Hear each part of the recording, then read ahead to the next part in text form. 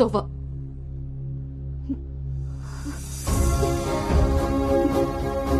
ఏ నమ్మకంతో అయితే నీతో ట్రావెల్ చేశానో ఆ నమ్మకాన్ని చంపేశావు. అసలు నీకు నాకు తప్ప తెలియని రిషి బయటికి ఎలా వచ్చాడు? మనం ఎవరితో అయినా పర్సనల్స్ షేర్ చేసుకుంటే వాళ్ళు దాన్ని మనసులో పెట్టుకునే వాళ్ళై ఉండాలి, బయట పెట్టే వాళ్ళై ఉండకూడదు.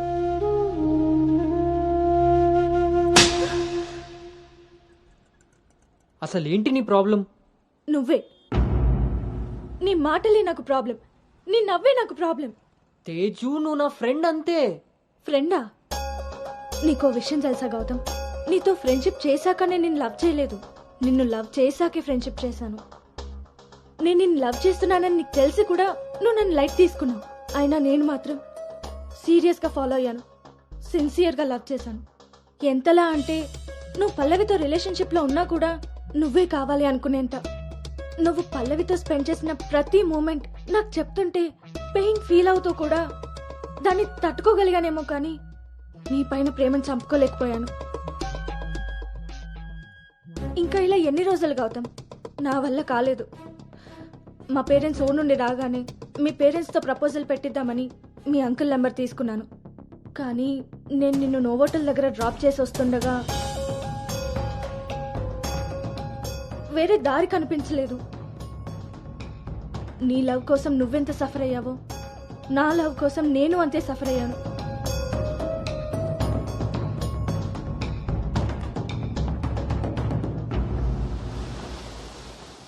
ఏంట్రా ఇలా జరిగింది? సాయంత్రానికల్లా శుభవార్తతో తిరిగి వస్తా అన్నావు, అలాంటిది సడన్గా ఎలా?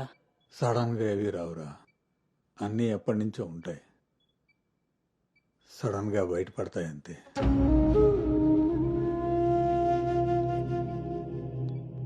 ఇప్పుడు ఎలా ఉందండి సార్? మీరు కొంచెం బయట వెయిట్ చేస్తారా? బీపీ కొంచెం అబ్నార్మల్గా ఉంది. మీరు ఏదో విషయం మీద స్ట్రగుల్ అవుతున్నారు. అలాంటివి ఏమైనా ఉంటే ఫ్యామిలీ మెంబర్స్తో షేర్ చేసుకోండి, కొంచెం రిలీఫ్ అవుతారు. ఈయనకి రెస్ట్ కన్నా రిలీఫ్ ఎక్కువ అవసరం. Take care.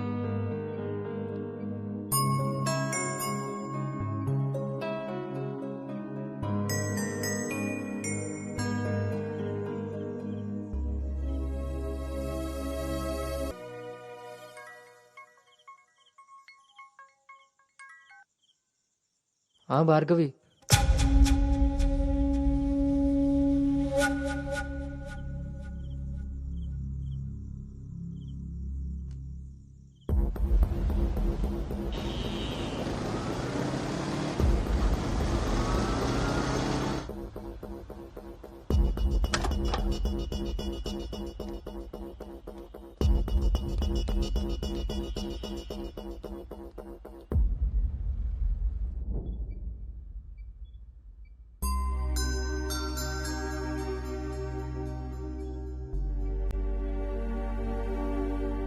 తప్పు జరిగిపోయింది అంకుల్.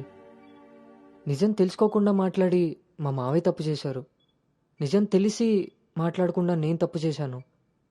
మీ కుటుంబం గురించి తెలిసి కూడా నిర్ణయం తీసుకొని మా నాన్న తప్పు చేశారు.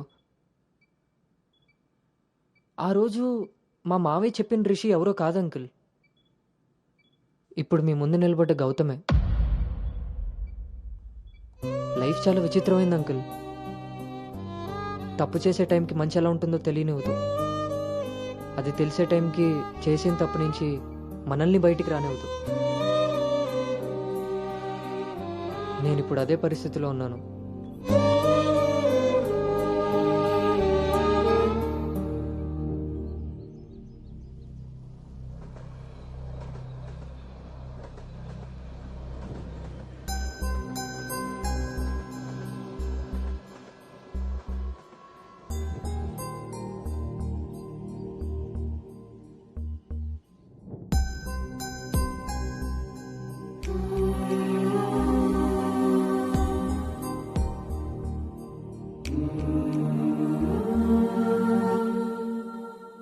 అమ్మాయి విషయంలో తప్పు జరిగిందని తెలిసాక కోపాన్ని ఆపుకోలేకపోయాను. మీ విషయంలో తప్పు చేశానని తెలిసాక మీ ముందు తలెత్తుకోలేక నిలబడ్డాను.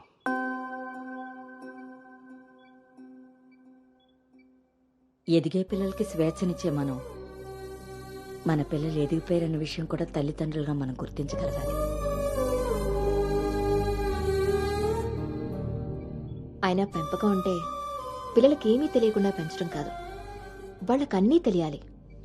అందులో ఏది మంచో ఏది చెడో మనమే తెలియపరచాలి. పిల్లల విషయంలో తప్పు మన పెంపకం అయితే పొరపాటు వాళ్ళ ప్రయాణం.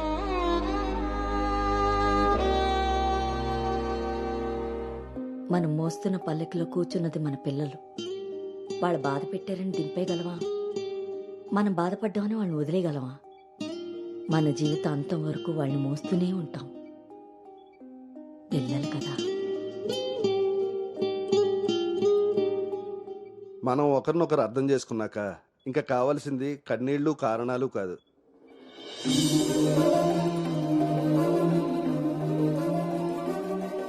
నాకు ఈ పెళ్ళొద్దు నాన్న.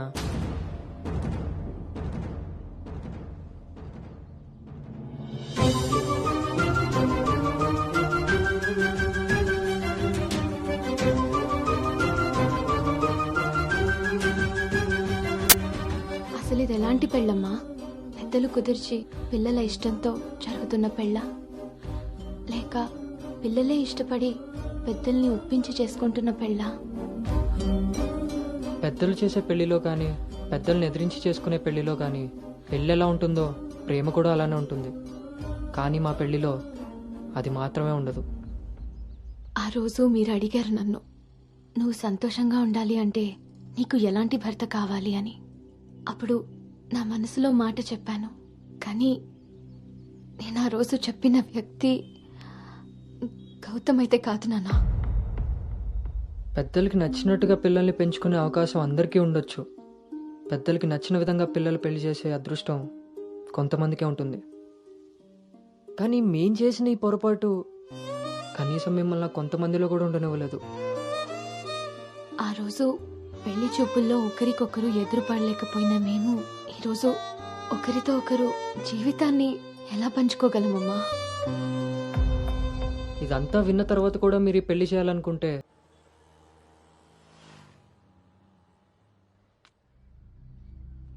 చిన్నతనం నుంచి నువ్వు నేను ఒకే ఊర్లో పెరిగాం.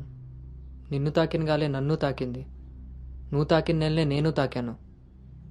మన పరిచయం విచిత్రం, మన ప్రయాణం ఇంకా విచిత్రం.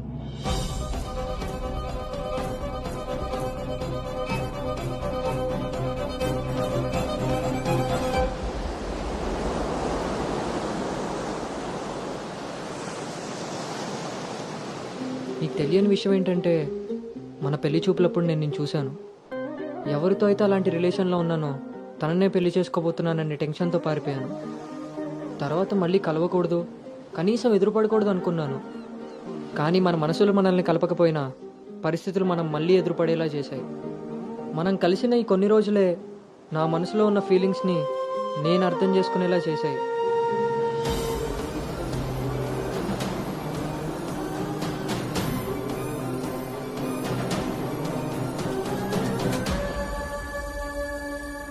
ప్రేమ అందంతోనూ ఐశ్వర్యంతోనూ పుడుతుందని తెలుసు, కానీ కేరింగ్ వల్ల కన్సోలింగ్ వల్ల పుడుతుందని నా విషయంలోనే తెలుసుకున్నాను.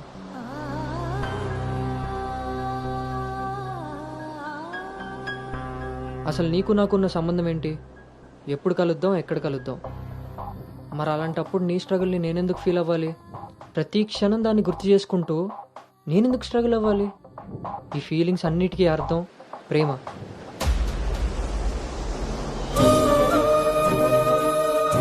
ఆ విషయం చెప్తే నన్ను తప్పుగా చూసి దూరం చేస్తావేమో అన్న భయంతో చెప్పలేకపోయాను. కానీ నువ్వు పెళ్లి చూపులకు ఒప్పుకున్నాక అర్థమైంది అది డౌట్ కాదు, నిజమని. ఎందుకో తెలుసా? నిన్ను చూసుకోవడానికి వచ్చే పెళ్లి కొడుకు నేను కాదని నీకు తెలుసు కాబట్టి. నువ్వు అక్కడ పెళ్లి చూపులకు ఒప్పుకున్నావంటే ఇక్కడ నన్ను లవ్ చేయట్లేదనే కదా. మరి నేనెందుకు ఒప్పుకున్నానో తెలుసా? నన్ను చూస్తే నువ్వు ఎలాగో నచ్చలేదని చెప్తావు. ఆ మాట విని నా మనసు బాధపడుతుందని తెలిసినా మా నాన్న మాట కాదనకుండా వచ్చినందుకు కనీసం ఆయనైనా సంతోషపడతారని వస్తానన్నాను. నేను పల్లవిని దాటి అనుని చేరడానికి చాలా ప్రయత్నించాను, కానీ చివరికి రిషిగానే మిగిలిపోయాను. అలానే నా మనసులో మాట ఎవరికి చెప్పకుండా ఉండలేను. అను నీతో కలిసి తిరగడానికి పరిచయం సరిపోయిందేమో కానీ నా ప్రేమని చెప్పడానికి ధైర్యం సరిపోలేదు. నేను నిన్ను ప్రేమిస్తున్నాను అని గట్టిగా చెప్పాలనిపించింది, కానీ అప్పుడు ఎలా చెప్పాలో తెలియలేదు. ఇప్పుడు ఏం చేయాలో అర్థం కావట్లేదు. అందుకే నా అనుకి ఏదైతే చెప్పాలనుకున్నానో దాన్ని తన సోల్మేట్ అయిన నీకు చెప్పుకుంటే కనీసం రిలీఫ్ అయినా దొరుకుతుందని చెప్తున్నాను.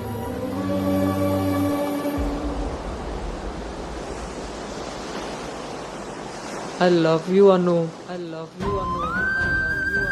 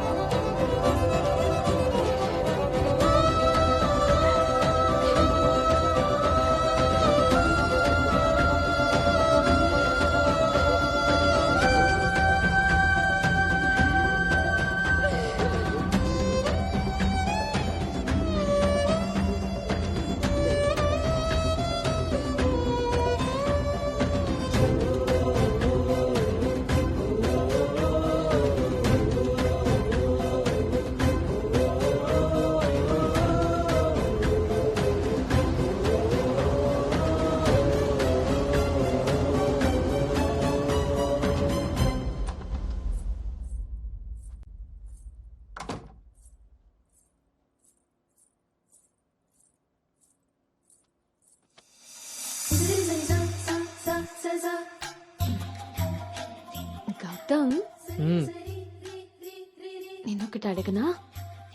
ఇప్పుడే కదా అయింది, మళ్ళీనా? ఛీ, అది కాదు.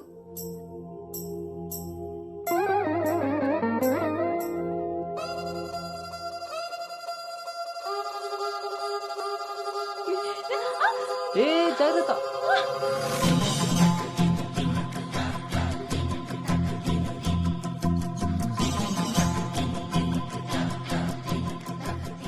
ఆ రోజు కూడా రైల్వే స్టేషన్లో ఇలాగే పట్టుకోవచ్చు కదా, ముద్దెందుకు పెట్టేశా?